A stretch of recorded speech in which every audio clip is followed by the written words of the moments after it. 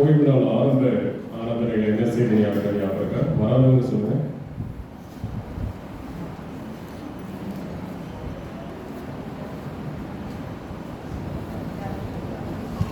Happy சாபத் சொல்லியிருக்கீங்க. சரி, வந்தவங்க சொல்லுங்க. நேற்று வெளிப்படுத்தின விசேஷத்துல 13-12 வசனத்திலிருந்து 20 வசனம் வரைக்கும் அவருடைய தலை பஞ்சு போன்ற வெண்மை, பரிசுத்தத்தை குறிக்கிற ஒரு அனுபவம். அவர் அன்புள்ளவர். அவருடைய கண்கள் அக்கினி ஜுவாலை. எதை சுட்டி காட்டுது? எல்லாம் அறிந்தவர். எல்லாம் அறிந்தவர். அவருக்கு தெரியாதது எதுவுமே கிடையாது. சரிங்களா? அவருடைய பாதங்கள் வெண்கலம். வெண்கலம் எது அப்படின்னா, ஆசீர் கூடாரத்துல பலிபீடத்துல சீத்தி மரத்துக்கு மேல வெண்கல கோட் பண்ணிடுவாங்க. அந்த வெண்கல கோட் மட்டும் அந்த மரத்துல இல்லைன்னா எரிஞ்சு சாம்பலா போயிடும். அந்த வெண்கலம் இயேசு கிறிஸ்து. நமக்கு பிரச்சனை வர்றதுக்கு முன்னாடி அவர் அந்த பிரச்சனையை தாங்கி கொள்கிறார். நம்முடைய வாழ்க்கையில பிரச்சனைகள் இருக்கும், கஷ்டங்கள் இருக்கும், ஆனா நம்ம வெந்து போக மாட்டோம். ஏனென்றால் வெண்கல கோட்டு இயேசு நம்மளை சுற்றிலும் இருக்கிறார். Fireproof jacket Shadrach Meshach ஆபேத்நேகோவுக்கு ஆண்டவர் கொடுத்தார். உள்ள போயிட்டு வர்றாங்க, வெளியில ஒண்ணுமே முடி கூட தரவில்லை. ஆண்டவர் நம்ம கூட இருந்தா எவ்வளவு அக்கினிக்குள்ள போனாலும் நம்ம சுகமாக வெளியே வருவோம். ஆண்டவர் இல்லாத பட்சத்துல நமக்கு பாதுகாப்பு என்பது இல்லை. சரிங்களா? இந்த மாதிரி ஒரு அருமையான செய்தியை நம்ம நேற்று ஆரம்பத்தில் நம்ம கேட்டோம். இன்னைக்கு நம்ம ஒரு முக்கியமான செய்தியை நம்ம கேட்க இருக்கிறோம்.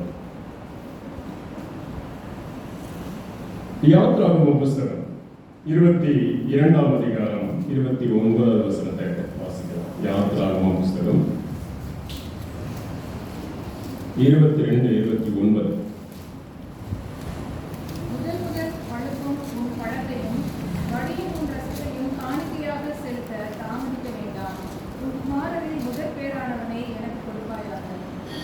ஒரு அருமையான ஒரு வேத வாக்கியத்தை நாம் இந்த நாளிலே தொடர்ச்சியாக பல காரியங்களை ஆராய்ந்து பார்க்க போகிறோம். யாத்ராகமம் 22ல நம்ம படிச்சது போல 29வது வசனம் 31வது வசனமும் யாராவது வாசிக்கலாம்.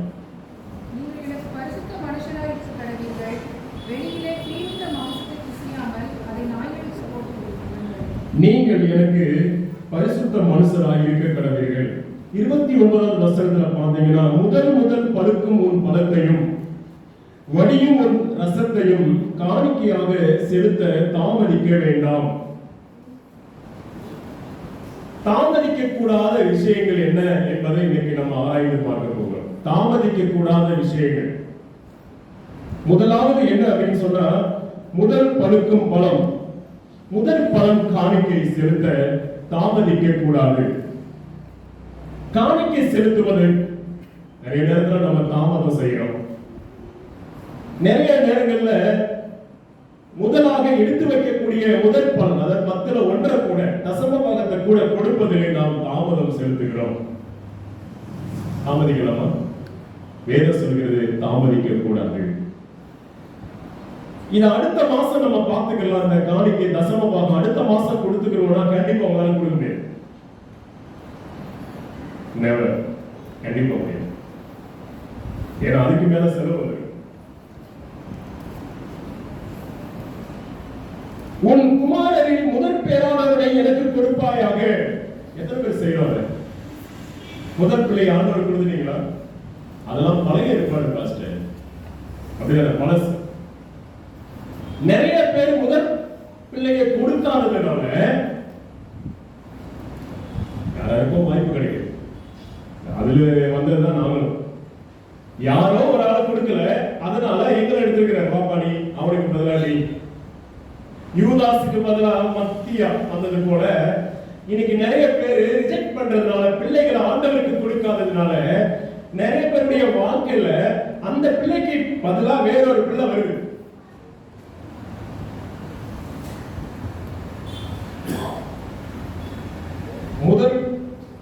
முதல் பழுக்கும் பழத்தை கொடுக்கணுமா, கொடுக்க கூடாதா? இந்த காலகட்டத்தில் அதை செய்யலாமா, செய்யக்கூடாதா? ஒரு மரத்துல முத பழுக்குது பழம், அது யாருக்கு? இங்க கூட ஜெபராணி அம்மா பாராட்டுறாங்க, அத்தி மரம் வச்சிருக்கிறாங்க பக்கத்துல, அவங்க வீட்டு பக்கத்துல. முதல் பழத்தை பிடிட்டு வந்தாங்க, இது ஆண்டவருக்கு தான் அப்படின்னு சொல்லி கொடுத்தாங்க. அதே போல பழைய பேர் வாழைப்பழம் இதெல்லாம் கொடுத்து வச்சு, வாழை கொண்டு வந்து வச்சுங்க. உங்க வீடுகள்ல இருக்கிற முதல் பலன் எதுவா இருந்தாலும் அது ஏசப்பாவுக்கு சொந்தம். நாங்க வேலை பார்த்த எல்லா இடத்துலயும் முதல் பலனை நான் பார்த்திருக்கேன். கொண்டு வந்து வச்சிருவாங்க. முட்டை, கோழி, ஃபர்ஸ்ட் முட்டை தான் அவங்கதான். அதுக்கடுத்து முட்டை நான் வைக்க மாட்டேன்னு இருக்கக்கூடாது. அந்த சீசன்ல முட்டை இட்டு குஞ்சு பறிச்சு மறுபடியும் முட்டை எடுத்தது ஃபர்ஸ்ட், அதை கொண்டு வருவாங்க. ஒரு முட்டை மட்டும் 500 ரூபாய்க்கு இறந்து போயிருக்கு. நான் பார்த்ததில்லை. சோழச்சேரியிலாம் கிராம மக்கள் தான் 7 முட்டைனா போயிடும், சல்லுன்னு போயிடும். திடீர்னு 500 ரூபாய் அவ்வளவுதான். இதை என்ன பண்றது? முட்டை 50 ரூபா கூட வராது, 10 ரூபா கூட வராது, 500 என்ன பண்ண முடியும்? அவங்க சொல்ற ஒரு பதில் தான், ஆண்டவருடைய பாதத்தில் வைக்கப்பட்டதுல அதை சாப்பிட்டா எனக்கு சுகமான வாய்ப்பு இருக்கு. சுவாசம். அதே போல அரிசி கொண்டு வருவாங்க. அந்த காலத்துல எல்லாம் பாத்தீங்கன்னா நிறைய தாய்மார்கள் இருக்கிறீங்க, அப்படியே சமைக்கிறதுக்கு முன்னாடி மறுபடியும் என்ன பண்ணுவாங்க, ஒரு இதுல போட்டு வச்சுருவாங்க, அது கொண்டு வருவாங்க. அதை ஏழைகளுக்கு கொடுப்பாங்க. தொற்கால் மூலமாக நிறைய பேருக்கு சாப்பாடு கிடைக்கும். இப்ப கிடைக்கிறது மாதிரி தெரியல. உங்களுக்கே சாப்பாடு கிடைக்குதா என்னன்னு தெரியல. அதான் எனக்கு டவுட்டா இருக்கு. அரிசி தவிர வேற எல்லாம் நூடுல்ஸ் இந்த மாதிரி நம்ம சாப்பிட்டு இருந்தோம் அப்படின்னா அரிசி எங்க எடுத்து வைக்கிறது? தயவு செய்து நம்ம முன்பு இருந்த அந்த பழக்கம், அந்த விசுவாசம் நமக்கு வேணுங்க. ஆதியிலே கொண்டிருந்த அன்பை விட்டு விட்டா என்று உண்மையில் எனக்கு குறைவு என்று சொன்னது சரிதான். காலங்கள் மாறும்போது 2024 வந்தோடனே ஆண்டவருடைய வசனம் மாறாது. ஒருவேளை கல்ச்சர் மாறலாம், கலாச்சாரம் மாறலாம், ஆனால் தேவனுடைய வசனம் ஒருபோது மாறாது. தமிழ்நாட்டில இருந்து படிக்க போவோம், பூனேல இருப்போம், பெரிய சர்ச்சு, 2000-3000 பேர் உட்காரலாம். அதுல பால்கனில இருந்து ஏசி பயங்கரமா இருக்குன்னு வைங்களேன். பெரிய சர்ச்சை பார்த்தோம்னா சூவை போட்டு உள்ள போயிட முடியுமா? எல்லாரும் போட்டு தான் போவாங்க. ஆனா தமிழ்நாட்டில இருந்து வந்த பசங்களுக்கு, ஒரு சில பசங்களுக்கு ஒரு பயம் வரும். இப்படி போறது, வீட்டுக்குள்ளேயே செருப்பு போட்டு போக மாட்டோம், தேவனுடைய வீட்டுக்குள்ள போய் எப்படி நம்ம போடுறது? பெட்ரூம்லயே ஷூ போட்டு போக மாட்டோம், தேவனுடைய இடத்துல, வாசலுடைய இடத்துல எப்படி போட்டு போறது என்ற அந்த உணர்வு நிறைய பேருக்கு. வேண்டாம் சொல்லுவாங்க, ஏன்னா எம்ஏ படிக்கிற, மாஸ்டர் படிக்கிற, செருப்பை போட்டு போற, வெளியில ஷூவை போட்டு போறேன் சரி அப்படின்னு இருக்காங்க. என்னதான் வந்தாலும், வாழ்க்கை வந்தாலும், என்னுடைய ஆதியில கொண்டிருந்த அந்த பாசம், அந்த பக்தியை நான் விட மாட்டேன். எவ்வளவு படிச்சு மேதையானாலும் ஷூ என் காலில் இருக்கக்கூடாது தெய்வ சமூகத்துக்குள்ள போகும்போது அப்படின்னு சொல்லி நிறைய பசங்கிட்ட சொல்லியிருந்தேன். இப்போ கூட ரீசெண்டா போகும்போது, போன வருஷம் நினைக்கிறேன், நான் பேசும்போது ஒரு ஆள் பார்த்துட்டு இருந்தாரு, எங்க உங்க வீட்டுக்குள்ளேயே சூப் போட மாட்டீங்க, நான் ஆண்டோடைய ஆலயத்துக்குள்ள நீங்க சூப் போட்டு எப்படி வந்தீங்க அப்படின்னு கேட்டவங்க. மாஸ்டர் நீங்க சொன்னது எனக்கு ஒரு மாதிரி இருக்கு, யோசிப்பாங்க. அந்த வாரத்துல, அதுக்கு அடுத்த வாரத்துல அவங்க ஷூ, பிள்ளைகளுடைய ஷூ எல்லாமே வெளியே நீங்க வரைக்கும் அவங்க வாழ்க்கை மாறிடுச்சு. ஆமா பாஸ்டர் நீங்க சொன்னது சரிதான். தேவ பிள்ளைகளை யோசிக்க போறோம். தேவனுடைய சமூகத்துக்குள்ள ஆதியிலே கொண்டிருந்த அன்பு, அந்த பக்தி எங்க போச்சு? இந்த டேபிள் வந்து எம்டியா இருக்கு. உங்க வீட்டுல முதல் பலனே வரலையா? உங்க வீட்டுல சமைக்கவே செய்யலையா? யோசிச்சு பாருங்க. ஆண்டவர் சொல்கிற ஒரு விஷயம், முதல் பழுக்கும் உன் பழத்தையும் வடியும் உன் ரசத்தையும் காணிக்கையாக செலுத்த தாமதிக்க வேண்டாம். உன் குமாரனின் முதற் பேரானவனை எனக்கு கொடுப்பாயாக. கொடுங்க. அப்படி கொடுத்திருந்தா இந்த திருச்சபை ஒரு ஊழியக்கான திருச்சபையாக மாறி இருக்கும். கலனியாவோட திருச்சபையில எத்தனை ஊழியக்காரர்கள் என்று எண்ணிக்கொள்ளலாம், எண்ணிக்கிட்டே இருக்கலாம். ஏனென்றால் அவர்களுடைய பிராக்டிஸ் என்ன அப்படின்னா, முதற் பலனை கொடுக்க வேண்டும். எல்லா பிள்ளைகளும் ஆண்டவர் கொடுத்துருவாங்க. அவங்களுடைய வாழ்க்கையில நான் கற்றுக்கொண்ட ஒரு பாடம், தேவனுக்கு முக்கியத்துவம் கொடுக்க வேண்டும். நான் இருந்த சபதம், நானும் 3 ஆண்டுகள் அங்க இருந்தேன். இன்னைக்கு வரைக்கும் நான் சொல்லிக்கிட்டு இருக்கேன். இந்த திருச்சபை பத்தி இன்னும் போறேன். நான் எங்க நான் போக போறேன் எனக்கு தெரியாது. எந்த சபைக்குள்ள போக போறேன் அப்படின்னு எனக்கு தெரியாது. உங்களை பத்தி சொல்லணும் அப்படின்னா என்ன விஷயத்தை நான் சொல்லுவேன்?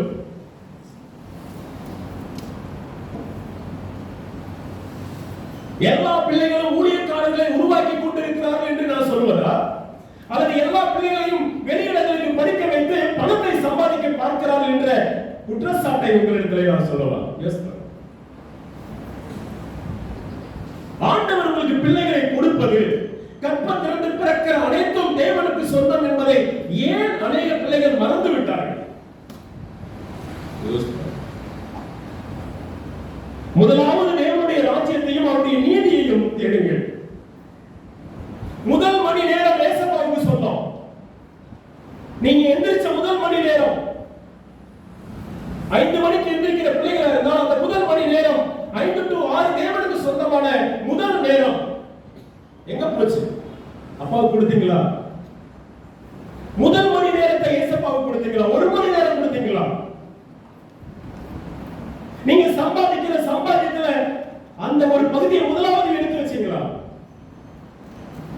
நான் காணிக்கை ப்ரோமோட் பண்றதுக்காக தூத்துக்குடி பட்டணத்துக்கு நான் வரல. என்ன ஆண்டவர் அனுப்பலை, கொண்டு வரல. அது உங்களுடைய விருப்பம். நான் சொல்ல வேண்டியது என்னுடைய கடமை. எடுத்து வச்சீங்களா? நான் காணிக்கை லிஸ்ட போட்டு பார்த்தேன். நான் சும்மா ஏதோ பாஸ்டர் வந்திருக்கிறார், முத்துக்குமார் ஒன்றும் தெரியாது அப்படின்னு நினைக்காதீங்க. நான் வந்தோட படிச்சது ரெக்கார்டு. 7 ரெக்கார்டு என்னென்ன நடந்துச்சு, என்னென்ன 1931 இருந்து எப்படி சபை வளர்ந்துச்சு, எத்தனை பேர் வந்தாங்க, எந்தெந்த அம்மா உதவி செஞ்சாங்க, எத்தனை பேர் இந்த ஆலயத்துக்குள்ள வேலை பார்த்தாங்க, யாருக்கு உதவி செஞ்சிருக்கிறோம், அந்த கிரு வாங்கி கொடுத்தது யாரு, எல்லாமே எழுதப்பட்டிருக்கு. சபையில் அனௌன்ஸ் பண்ணும்போது எத்தனை பேர் கரங்களை பிடித்து நாங்க உதவி செய்கிறோம் என்று சொன்ன தாய்மார்கள் ஏராளம் ஏராளம். இந்த திருச்சபை ஏதோ தூத்துக்குடி திருச்சபையானது ஏதோ இப்ப முளைச்சு வந்த காலம் அல்ல. இது ஆலமரம். அந்த பாசம் இப்ப இருக்கிற பாசம் எப்படி இருக்கு? முதல் மணி நேரம், முதலாவது தேவனுடைய ராஜ்யம், முதலாவது பிறக்கும் பிள்ளை ஆண்டவருக்கு. நீங்கள் சம்பாதிக்கிற இந்த சம்பாத்தியத்துல முதல் பகுதி இயேசுவுக்கு சொந்தம் ஆகினாலே முதல் படுக்கும் உன் பணம், உன் வீட்டிலே விளைகிற விளைச்சல் எல்லாமே தேவனுக்கு சொந்தம். காணிக்கை லிஸ்ட்டை பார்த்து அப்படியே நான் டைப் பண்ணிக்கிட்டு ஒவ்வொரு பேர் எழுதிட்டேன். லிஸ்ட் போட்டு எழுதிக்கிறேன். உங்க பேர் அத்தனை பேர் எழுதிக்கிறேன். எழுதி ஜனவரி மாசம், பிப்ரவரி மாசம், மார்ச், ஏப்ரல், மே, ஜூன், ஜூலை, ஆகஸ்ட், செப்டம்பர் வரைக்கும் எழுதிருக்கேன். இப்போ ஒரு ஒரு உதாரணத்துக்கு என்ன அப்படின்னு சொன்னா, யாரும் சொல்லலாம், யாரும் கோபம் இருப்பீங்க, சரி ஓகே, அண்ணமாலமா அவங்க லிஸ்ட் நான் எடுத்திருக்கிறேன். அண்ணமாலமா அப்படின்னு டைப் பண்ணிட்டு 2023வது வருஷம் அப்படின்னு போட்டு அண்ணமா ஜனவரி மாசம் நசமபா தேங்க்ஸ் கிவிங் டைப் பண்ணிருக்கேன். ஒரு சிலர் பார்த்தோன்னே எனக்கு கண்ணீரே வந்துச்சு. அவ்வளவு உண்மையா இருக்கிறாங்க, அவ்வளவு உண்மையா இருக்கிறாங்க. யார் அப்படின்னா கஷ்டப்பட்டவங்க உண்மையா இருக்கிறாங்க. ரொம்ப கஷ்டப்பட்டவங்க கரெக்டா இருக்கிறாங்க. எனக்கு அப்படியே ஷாக் ஆயிடுச்சு. நல்ல சம்பாதிக்கிற நல்ல வசதி வாய்ப்போடு இருக்கிற பிள்ளைகள் கூட அந்த லிஸ்ட்ல வரல. நிறைய லிஸ்ட் எம்டி, மாசம் ஃபுல்லா எம்டி. என்ன பண்றாங்கன்னே தெரியல. வேதனையான அனுபவம். ஷார்ட் பண்ணிட்டு மண்ட அப்படி வெடிச்சது மாதிரி. என்னடா இந்த சபை? லட்சக்கணக்காக அனுப்ப வேண்டிய திருச்சபை 30,000 40,000 ஏன் சம்பளத்தை தான் அனுப்பிட்டு இருக்கு? என்னுடைய சம்பளமே போயிடுச்சு 23,000.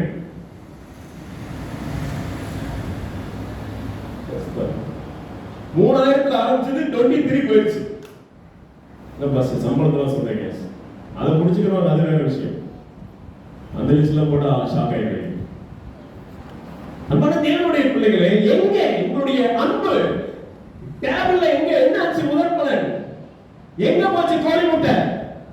கோழி வளர்க்கல சொன்னாங்க, சிட்டிக்குள்ள இருக்கிறோம், எதையாவது வளர்த்து போங்க, எப்படியாவது போங்க. ஆனால் நீங்க சாப்பிட சாப்பாடு கூட அதுல கூட ஒருபடி எங்க போச்சு? ஒரு கைப்பிடி அரிசி எங்க போச்சு? அந்த டப்பால வருமே அப்படியே அடுக்கப்பட்டிருக்குமே, அது எங்க?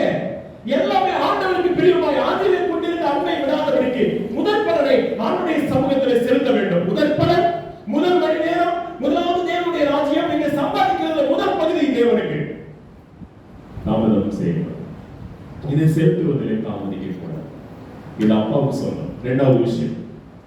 பிரசங்கி புஸ்தகம் 5ஆம் அதிகாரம் 4வது வாக்கியம், இரண்டாவது பகுதிக்கு நம்ம போனோம். பிரசங்கி 5:4 வாசிங்க. நீ ஒரு பொருத்தனை பண்ணிக்கொண்டால் அதை செலுத்த தாமதிக்காதே. அவர் மூடரில் பிரியப்படுகிறதில்லை. நீ நேர்ந்து கொண்டதை செய். அடுத்த நீ நேர்ந்து கொண்டதை செய்யாமல் போவதை பார்க்கிறோம். நீ நேர்ந்து கொள்ளாதிருப்பதே நலம். நீ தேவனுக்கு ஒரு பொருத்தனை பண்ணிக்கொண்டால் அதை செலுத்த தாமதியாதே. அவர் மூடரில் பிரியப்படுகிறவர் அல்ல. திடீர்னு பொருத்தனை பண்ணுவீங்க, திடீர்னு விட்டுட்டு போய்வீங்க, அது மூடத்தனம். பொருத்தனை என்பதை நீங்கள் பண்ணியிருந்தீர்கள் என்று சொன்னால் அதை செலுத்த தாமதிக்க கூடாது. கோடியா இருந்தாலும் கொடுத்து விட வேண்டும். நான் கண்கூடாக பார்த்த ஒரு நிகழ்ச்சி பொருத்தனை பண்ணிட்டு செய்யாம பல ஆண்டுகள் காத்திருக்கு. அது வந்த பிறகு நம்ம பார்த்துக்கிறோம். நான் ஏற்கனவே சொல்லியிருக்கிறேன், ஒரு அம்மா வந்து என் பிள்ளைங்க நல்லா இருந்தாங்க அப்படின்னா, நல்லா படிச்சு வேலைக்கு இருந்தாங்கன்னா, நான் இந்த சர்ச்சுக்கு ஒரு கோயில் மணி வாங்கி கொடுக்குறேன், பெரிய மணி வாங்கி கொடுக்குறேன் அப்படின்னு பொருத்தனை பண்ணினாங்க. நாங்க போறோம், அவங்க பொருத்தனை பண்ணி 20 வருஷம் கழிச்சு போறோம். இது நினைக்கிறேன். அப்ப சொல்றாங்க, என்னங்க ஐயா நீங்க, நானும் ஒரு பொருத்தனை பண்ணியிருக்கிறேன், யாராவது ஒரு கோபுரம் கட்டுவீங்கன்னு பாக்குறேன், அதுல ஒரு மணியை தொங்க விடலான்னு பாக்குறேன், நானும் 20 வருஷம் காத்திருக்கேன், யாரும் கோபுரம் கட்டணும். ஏமா இது ஓட்டு விடுமா, ஓட்டு சமமா, இதுல எப்படிமா கோபுரத்தை கட்டி மணியை தொங்க விடுறது? இல்ல அப்படிதான் நான் பொருத்தனை பண்ணிக்கிறேன். இல்லம்மா நீங்க எவ்வளவு பொருத்தனை பண்ணீங்களோ அந்த மணி எவ்வளவுன்னு பாருங்க, 40,000 கொடுத்துருங்க, வேற ஏதாவது பண்ணிக்கணும். இல்ல நீங்க கோபுரம் கட்டப்பதான் செய்வேன்னு இன்னைக்கு வரைக்கும் வெயிட் பண்ணிட்டு இருக்காங்க. அந்த மாதிரி யாராவது பொருத்தனை பண்ணிடுறீங்க. நான் அந்த திருச்சபைக்கு ஒரு மணி வாங்க போகிறேன், அதுவும் பில்டிங் ஒரு 4 கோபுரம் கட்ட பிறகுதான் நான் வாங்கி தருவேன், அப்படி தீர்மானம் தான் வேணும். மூடத்தனமாக தேவையில்லாத பொருத்தனை பண்ணுங்க. உண்மையாக நீங்கள் பொருத்தனை பண்ணி இருந்தால், பொருத்தனை என்ன? நான் முதல் சொல்லாம மெசேஜ் கொடுத்து வேஸ்ட். பொருத்தனை என்ன? நான் இதை செய்வேன், எனக்கு ஒரு ஜாப் கிடைச்சிச்சு அப்படின்னா நான் இதை செஞ்சிருப்பேன், செய்வேன் ஆண்டவரே. அல்லது எனக்கு ஒரு குழந்தை கிடைச்சிச்சுன்னா இதை நான் பண்ணுவேன் ஆண்டவரே. எனக்கு பிள்ளைகளுக்கு சுகம் கிடைச்சிச்சுன்னா நான் இதை பண்ணுவேன் ஆண்டவரே. அல்லது என் வாழ்க்கையில இந்த விஷயம் சரியாச்சுன்னா நான் இதை பண்ணுவேன் ஆண்டவரே. பொருத்தனை, இதெல்லாம் பொருத்தனை. நிறைய பேர் என்ன பண்ணுவோம், நான் நல்லா இருந்ததுக்கு தான் பொருத்தனை பண்ணுவோம், சரியாயிடுச்சுன்னா டாடா சூப்பர் அப்படின்னு போயிடும். அவங்களை பிடிக்கவே முடியாது. பிரச்சனை இருக்கிற பொறுத்தவரைக்கும் அப்படியே இருப்பாங்க. பிரச்சனை சால்வ் ஆயிடுச்சுன்னா ஆண்டவரே உங்களுக்கு தெரியாதா? எப்படி? அடுத்த கொஸ்டின், உங்களுக்கு தெரியாதா என் சூழ்நிலை? ஏன்பா சர்ச்சுக்கு வரல? உங்களுக்கு தெரியாதா என் சூழ்நிலை? நான் வரும்போது என்ன பாடுபட்டேன்னு, என் வீட்டுல என்ன பிரச்சனை உங்களுக்கு தெரியாதா ஆண்டவரே அப்படின்னு அவர்கிட்டயே போய் என்ன செய்யக்கூடாது. உங்களுக்கு தெரியாதா, உங்களுக்கு தெரியாதான்னு கேட்கக்கூடாது. பொறுத்தனை என்பது கவனமாக செய்யணும். ஆனால் அப்படி பொறுத்தனை செய்து கொண்டால் அதை செலுத்த தாமதிக்கவே கூடாது, உடனே செஞ்சிடணும். அப்படி நீங்க தாமதிப்பீர்கள் என்று சொன்னால் உங்களை பார்த்து ஆண்டவர் சொல்றாரு மூடர் அப்படின்னு. நீங்க ஒரு வாரம் தாமதம் பண்ணாலும், ஒரு மாசம் தாமதம் பண்ணாலும் நீங்க ஒரு மூடர் அப்படின்னு சொல்றாரு. அவர் மூடரில் பிரியப்படுவது இல்லை. தாமதிக்க கூடாத விஷயங்கள் என்ன? ஃபர்ஸ்ட் காரியம் என்னது? முதல் பலனாக இருந்தாலும் உங்க வீட்டில் இருக்கிற எல்லா விஷயம், முதல் காரியம், முதல் மணி நேரம், நீங்கள் சம்பாதிக்கிற முதல் அந்த சம்பாத்தியம், நீங்க சம்பாதிக்கிற அந்த மடங்குல 10 முதல் எடுத்து வைக்க வேண்டிய விஷயங்கள். முதலாவது தேவனுடைய ராஜ்யத்தை தேட வேண்டும். தேடுவது முதலாவது தேவனுடைய ராஜ்யமாகத்தான் இருக்க வேண்டும். இன்னைக்கு சனிக்கிழமை காலையில் எந்திரிச்சு சொன்ன தேவனுடைய ஆலயம் இதுதான் முதல் priority. This is my first priority to go to the church. இதுதான் மார்னிங் எடுக்கிற டிசிஷன், தீர்மானம். உபாகமம் 23:21 வாசிங்க யாராவது. உபாகமம் 23:21.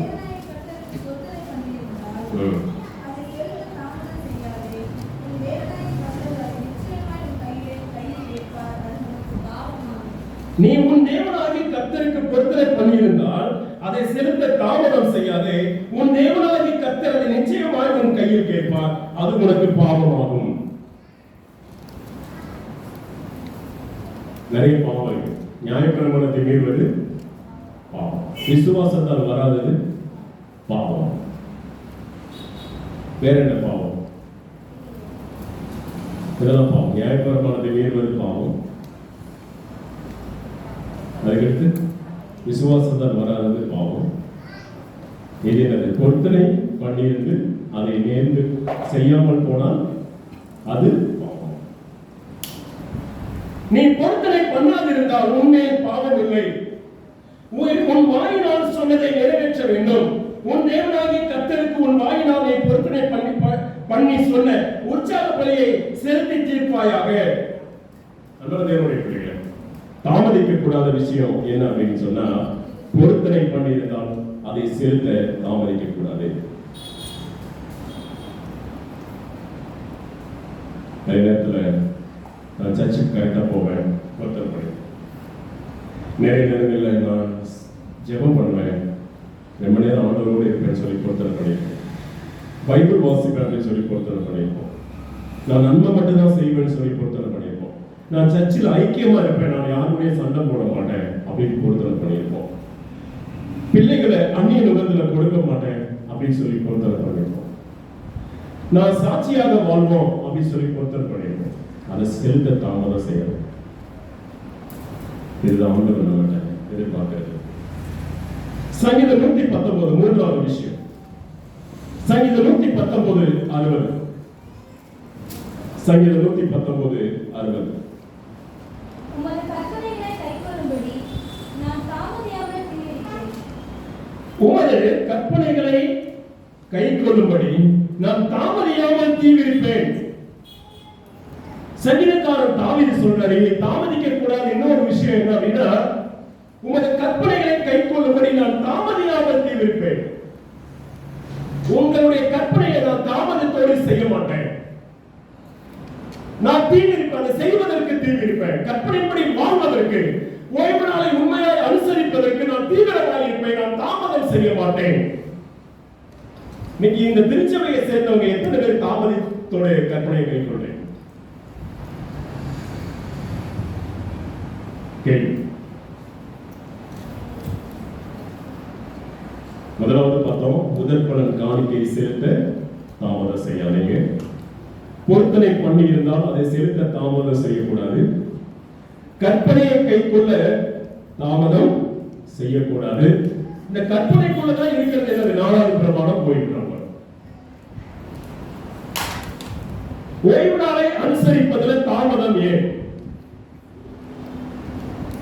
நிறைய நேரங்களில் இந்த திருச்சபை எம்டியா இருக்கு. பாருங்க, இதுல இங்க எத்தனை பேர் உட்காரலாம் நினைக்கிறீங்க? மேல இருக்கு, மேல உட்காரலாம், ஒன்றும் பிரச்சனை கிடையாது. மேல ஒரு 40 பேர் உட்கார்ந்த இடம், கீழே ஒரு உட்கார்ந்த இடம், இது கீழே உட்கார்ந்துருப்பாங்க அப்படின்னு சொல்லி நான் கேள்விப்பட்டேன். ஃபுல்லா அங்க வரைக்கும் இடம் இல்லாம எங்க போனாங்க அவங்க எல்லாம்? யாரு விரட்டுறது? யாரு? விசுவாசிகளா ஓடி போறாங்க, இல்ல நம்ம ஆட்கள் விரட்டுறோமா அவர்களை? சாட்டை எடுத்து அடிக்கிறது போல. வேதத்துல நம்ம பார்க்கிறோம், கற்பனையை கைக்கொள்ள தாமதம் இருக்கக்கூடாது. இன்னைக்கு எத்தனை பேர் தாமதத்தோடு கற்பனைகளை கைக்கொள்கிறோம்? என்னையா இது ஒரு கற்பனை, இது ஒரு ஓய்வு நாள் ஆராதனை, இதுக்கு போய் நம்ம போறோம், என்ன இவங்க ஒரு இதை வேற சொல்லிக்கிட்டு இருக்கிறாங்க. இது வேதம் சொல்லுகிற உண்மைங்க. ஞாயிற்றுக்கிழமை போறது ஈஸிங்க. நானும் ஞாயிற்றுக்கிழமை வந்ததுனால சொல்றேன், ஞாயிற்றுக்கிழமை ஈஸியான வேலை நமக்கு. எல்லா ஜாப்லயும் லீவு, கடையெல்லாம் லீவு, கறிக்கடை மட்டும் தான் திறந்திருக்கும். அப்படியே நம்ம ஒரு அப்படியே சர்ச்சை முடிச்சுட்டு அப்படியே ஒரு கிலோ கறியை வாங்கிட்டு போய் சாப்பிட்டா அது ஒரு ஸ்பெஷல் தான், ஒரு கேள்வி கிடையாது. ஞாயிற்றுக்கிழமை கிறிஸ்தவங்களுக்காகவே கறிக்கடை ஓபன் ஆயிருக்கு. ஏன்னா சர்ச்சு முடிஞ்சா வருவாங்க. எங்க வருவாங்க? ஆனா அவங்களுக்கு ஓய்வு நாள் என்னன்னா ஒரு வேலையும் செய்யக்கூடாது. அவங்களுக்குன்னு ஒரு ஓய்வு நாள வசனத்தை படிச்சுக்கிடுவாங்க. யாரும் ஒரு வேலையும் செய்யக்கூடாது, கறி மட்டும் சமைக்கலாம்.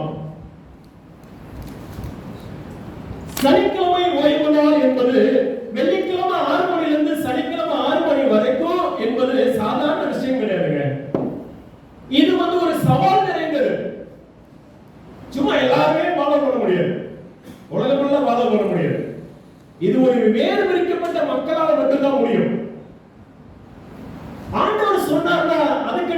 மீறி பேசக்கூடாது. 7ஆம் நாளும் உன் தேவனாகிய கர்த்தருடைய ஓய்வு நாள் அப்படின்னா முதல் நாள் தான் ஓய்வு நாள் அப்படின்னு சொல்லக்கூடாது. நான் சொல்றதுக்கு என்ன உரிமை இருக்கு? 7ஆம் நாளும் உன் தேவனாகிய கர்த்தருடைய ஓய்வு நாள் என்று சொன்ன பிறகு முதல் நாள் தான் கர்த்தருடைய ஓய்வு நாள் நீ எப்படி சொன்னீங்க? உங்களுக்கு யார் அதிகாரம் கொடுத்தது வசனத்தை மாத்துறது? எனக்கு இந்த கேள்விதான் ஓடிச்சு. ஆண்டவரே, நான் ஒண்ணுமே கிடையாது ஆண்டவரே, நீங்க சொன்னதுக்கு அப்படியே கீழ்ப்படுங்க, உடனே ரிசைன் பண்ணிடுறேன் வேலையை, அப்படியே சத்தியத்துக்குள்ள வந்துடுறேன்னா ஓடி வந்தேன். இப்ப அங்க இருந்தா என்னுடைய நல்ல வளர்ச்சி பயங்கரமா தான் இருக்கும். ஒரு பெரிய சர்ச்சில் உட்காந்து அங்கேயே போட்டுக்கிட்டு அப்படியே கட்டிக்கிட்டு அப்படியே பிளஸ் பண்ணிட்டு இருக்கலாம், நல்லா தான் இருக்கும். ஆனா வாழ்க்கை இன்சைட் எப்படி இருக்கும் என் லைஃப்? நான் எனக்கு நிம்மதி இல்லாம தான் இருந்திருப்பேன் நினைக்கிறேன். ஏன்னா சத்தியம் தான் நிம்மதியை கொடுக்கும், சத்தியம் தான் சமாதானத்தை கொடுக்கும். கற்பனையை கை கொண்டால் சமாதான நதி போல ஓடும், கற்பனையை கை கொள்ளலன்னா வீட்டுல சண்டை தான் ஓடும், அப்படியே ஓடிக்கிட்டே இருக்கும். ரத்த காடு தான் போயிட்டே இருக்கும். நிறைய பேர் சண்டை போட்டு வெட்டிக்கிட்டு பயங்கரமா ரத்த வெள்ளத்தோட ஓடுறான். அட்வென்டிஸ்டுக்குள்ள இல்லாத ஜனங்களை நம்ம பார்த்துட்டு இருக்கோம். அட்வென்டிஸ்டுக்குள்ளே சண்டை வருது. இப்போ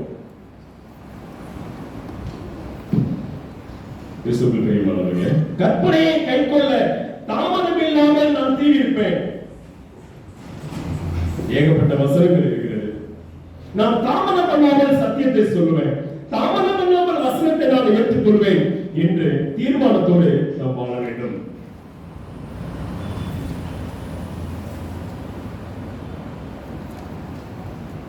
லோத்து, இதை குறித்து ஒரு செய்தி நீங்க கேட்டிருக்கீங்க. லோத்து லோத்தினுடைய மனைவி பேரு தெரியல. ஆனால் லோத்தினுடைய மனைவி உப்பு தூணாய் மாறினதுக்கு காரணம் யாரு? லோத்துவின் தாமதம்.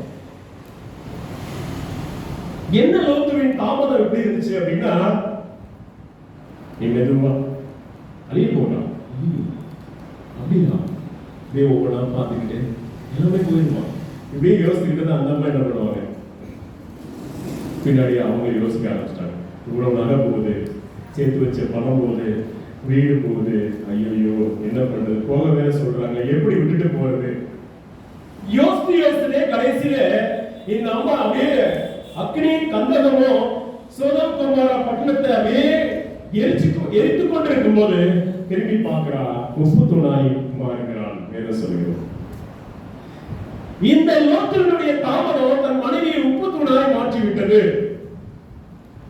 இன்னைக்கு நம்ம பண்ற ஒவ்வொரு தாமதங்களும் ஆபத்தை கொண்டு வரும். அதனாலதான் ஆண்டவர் சொல்றாரு, எந்தெந்த விஷயத்துல தாமதிக்க கூடாது. காணிக்கை செலுத்துவதில்லை, தசம பாவம் கொடுக்கிறது இல்லை. அது 1.5 வருஷம் கழிச்சு நான் கொடுப்பேன், 10 வருஷம் கழிச்சு என் சம்பளத்தை கூட கொடுத்துருவேன், அது தேவையில்லை, ஆண்டவருக்கு தேவையில்லை. இந்த மாசத்துல என்னை நடத்துறது யார் என்பதை யோசித்து கொடுக்கணும்.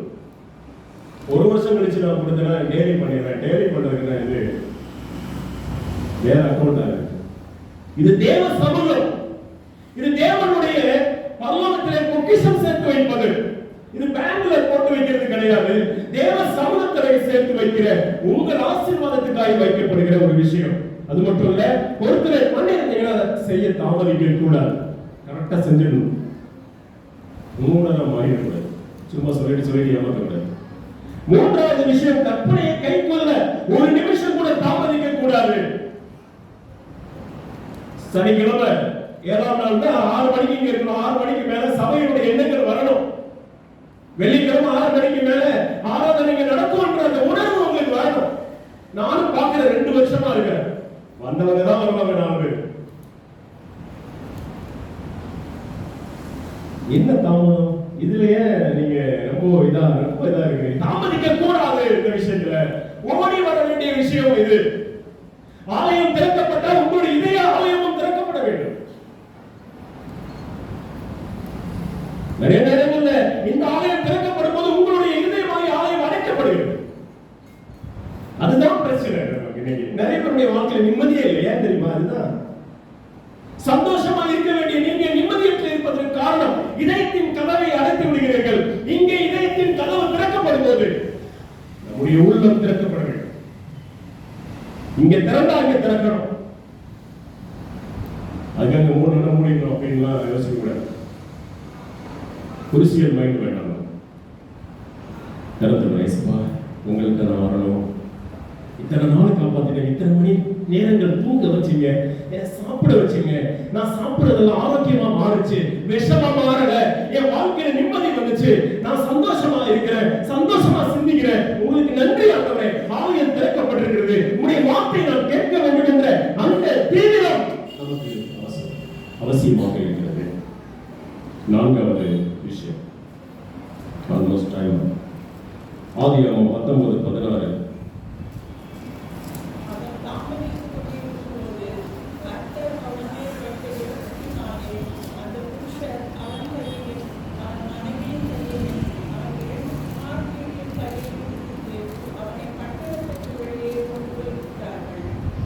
இறக்கத்தின் நேரம் தான். சில நேரங்களில் நம்ம கூட தாமதம் சொன்னா கூட சரி என் பிள்ளை இப்படியே இருக்கு அப்படின்னு சொல்லி கையை பிடிச்சு தூக்கிட்டு போயிடும். மாணவர் கண்டிஷன் மட்டும் போட மாட்டார், இறக்கமுள்ள தேவனும் கூட. ஒருவேளை நிறைய விஷயத்துல நீங்க தாமதிச்சுட்டு இருந்திருக்கிறீங்க அப்படின்னு சொன்னா இன்னைக்கு ஒரு பிளஸ் பாயிண்ட் என்ன அப்படின்னா, அவன் தாமதித்துக் கொண்டிருக்கும் போது அவன் மேல் வைத்து இறக்கத்தினாலே அவனுடைய கையை பிடிச்சு வெளியே போடுவான். ஏன் இப்படி இருக்கிற, ஏன் அஞ்சு போக போற, வாப்பா வா அப்படின்னு சொல்லி கையை பிடிச்சு இழுத்துட்டு அன்பின் கைகளால் கட்டி இழுப்பின்ற அந்த வாக்குத்தத்தத்தின்படி அவருடைய கரத்தை பிடித்து, பிள்ளைகளுடைய கரத்தை பிடித்து, மனைவியுடைய கரத்தை பிடித்து, வாங்க வெளியில போகலாம், தயமாச்சு அலைய போகுது அப்படின்னு தூதர்கள் கரத்தை பிடிச்சு வெளியே போட்டுக்கலாம். இதுக்கு மேல ஆண்டவருடைய பாசம் எப்படிங்க, என்னங்க எதிர்பார்க்கறீங்க உங்களுடைய வாழ்க்கையில? இன்னைக்கு எத்தனை விஷயத்துல நம்ம கரத்தை பிடிச்சு தூக்கிட்டு போயிருக்கிறேன்.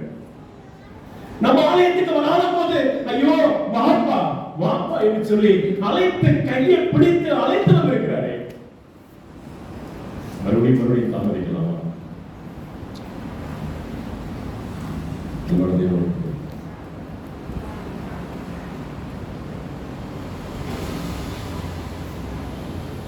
ஆண்டவர் சொன்னாரு, பார்க்காதே நிற்காதே ஓடிப்போ. 3 விஷயம் சொன்ன, பார்க்காத நிற்காத ஓடு. ஆனா அவர் பார்த்தா நின்னா அப்படியே நிற்கிறான் சார். ஆண்டவர் என்ன சொன்னாலும் செய்ய, ஆனாலும் ஆண்டவர் அவர் கையை பிடிச்சு வா வெளியே வாங்க. அந்த கையை பிடிச்சு தூக்கிட்டு போனதுலயும் ஒருத்தி மறுபடியும் திரும்பி பார்க்க ஆண்டவர் கோபம், இவ்வளவு இறக்கப்பட்டோம் நீ இப்படி இருக்கிறாய் என்று சொல்லி உப்பு தூளாய் மாற்றி விட்டார். அவருடைய இரக்கம் யோசித்து பாருங்க, இஸ்ரவேல் ஜனங்களை பயங்கரமான உபத்திரவத்திலிருந்து மீட்டு கொண்டு வந்தார். 40 ஆண்டுகள் தூக்கி சுமந்தார். ஆனால் யாரை ஆலோசித்தாரோ, யாரை ஆசீர்வதித்தாரோ அவர்களை அழைத்தார். ஏன் தெரியுமா? கீழ்ப்படியவர்கள் மனதேவர்களிலே 2 நாளாகவும் 24:5 வாசிங்க. டைம் ஆச்சு, 2 வசனத்தோடு நான் முடிக்க விரும்புகிறேன். 2 நாளாகவும் 24:5.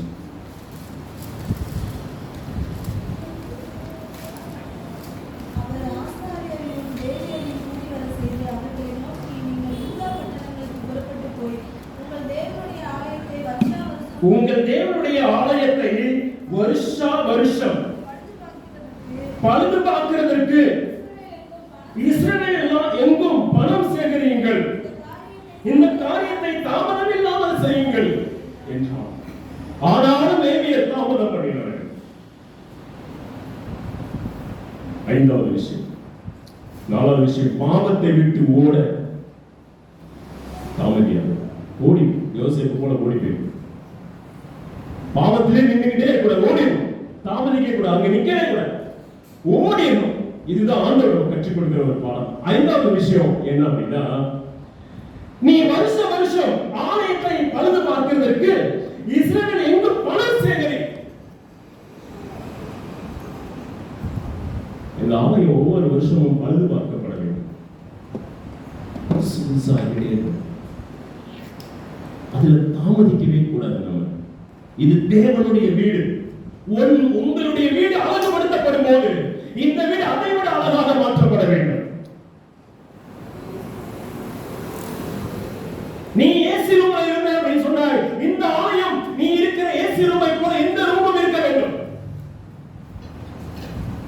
நீ 3 மாடி கட்டடத்தில் இருந்தால் இந்த ஆலயம் 3 மாடி கட்டடத்தில்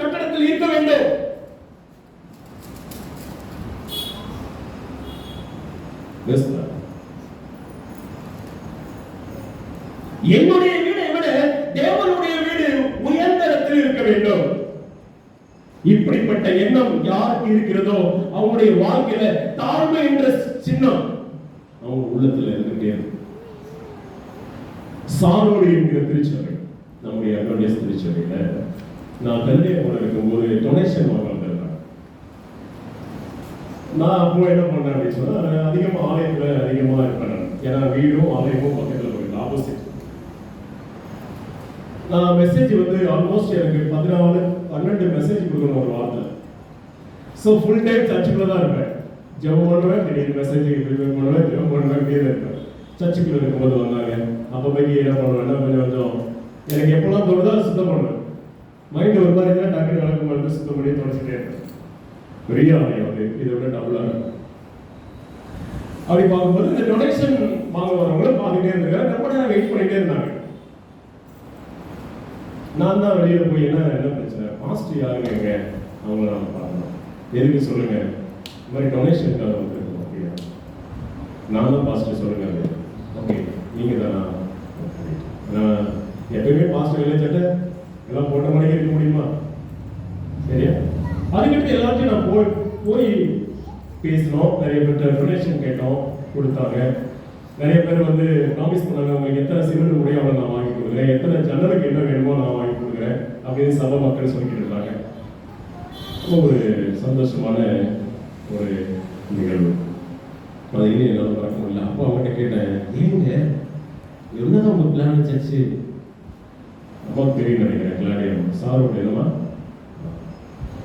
அவங்க ஒரு நோக்கம் வச்சிருந்தாங்க. என்னன்னா பக்கத்துல இந்து கோயில் பெரிய ஹியூஜா கோபுரம், அவங்க எல்லா சபை மக்களும் சேர்ந்து ஒரு 10 விசுவாசிகள் சேர்ந்து ஒரு பிளான் போட்டாங்க. அந்த கோபுரத்தை விட ஒரு படி மேல வரணும் நம்முடைய ஆலயம், நம்முடைய கோபுரம் ஏற்றப்பட வேண்டும் அப்படின்னு சொல்லிட்டு வேலையை பார்த்து, இப்ப நான் அந்த சர்ச்சை போய் பார்த்தீங்க அப்படின்னா அப்படியே கம்பேர் பண்ணி பார்க்கலாம். பக்கத்துல அந்த கோயில் இருக்கும், இவருக்கு கோயிலுக்கு இருக்கும், அதை விட ஒரு ஸ்டெப் மேல சாதிச்சிட்டாங்க. ஆலயமும் அவ்வளோ அழகாக நம்மளுடைய பிள்ளைகளை ஒவ்வொரு வருஷமும் ஆலயம் பழுது பார்க்கப்பட வேண்டும், பணம் சேகரிக்கப்பட வேண்டும். அதை செய்வதற்கு தாமதிக்க வேண்டாம்.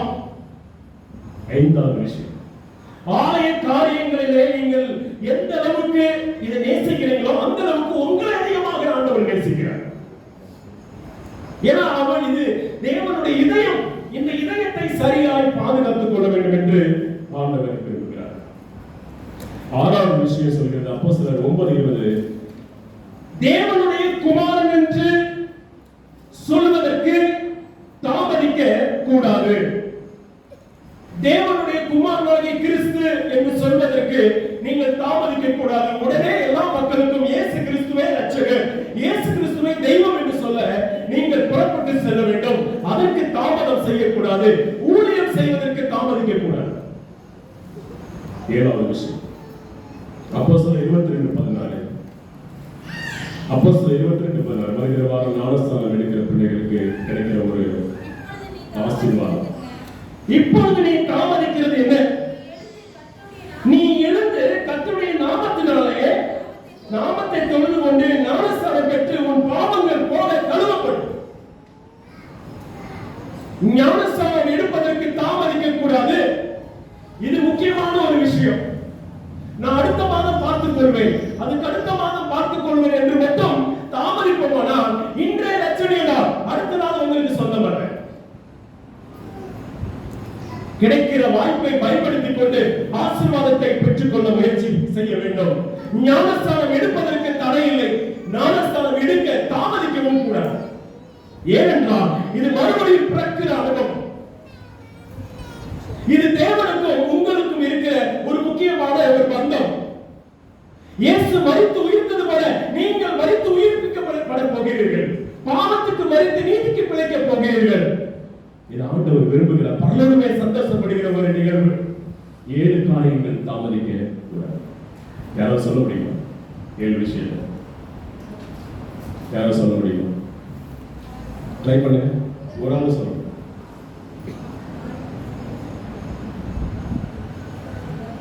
யூடியூப்ல போடுவீங்களா? எடுக்கிறது மாதிரி தெரியுது, வெளியே வர மாட்டேங்குது. சரி, நீங்க வீடியோ பாருங்க. 7 விஷயங்களை நீங்க தாமதம் செய்யறீங்க. ஒருவேளை ஏதாவது ஒண்ணு நீங்க மிஸ் பண்ணீங்கன்னா அதை முயற்சி பண்ணி சரி பண்ண ஏசப்பட்ட நம்ம சொல்லுவோம். ஆண்டவரே, இந்த விஷயத்துல இந்த வாரம் தான் எனக்கு உணர்வு வந்திருக்கு, நான் இனிமேல் செஞ்சிருவேன், இனிமேல் தாமதிக்க மாட்டேன், எல்லாமே கரெக்டா இருக்கிறேன் ஏசப்பா, எனக்கு உதவி செய்யுங்க, என்னை பாதுகாத்துக்கு வந்து மட்டும் கேட்போம். ஆண்டவர் நமக்கு உதவி செய்ய வல்லவராக இருக்கிறார். 7 விஷயங்களை மனதில் வைத்துக் கொள்வோம். வருகிற வாரத்தில் நான் கேட்பேன், கரெக்டாக நீங்க சொல்லுங்க. கர்த்தர் உங்களை அதிகமாக ஆசீர்வதிப்பாராக. ஆமென். நாம் யாரும் எழுந்திருப்போம்.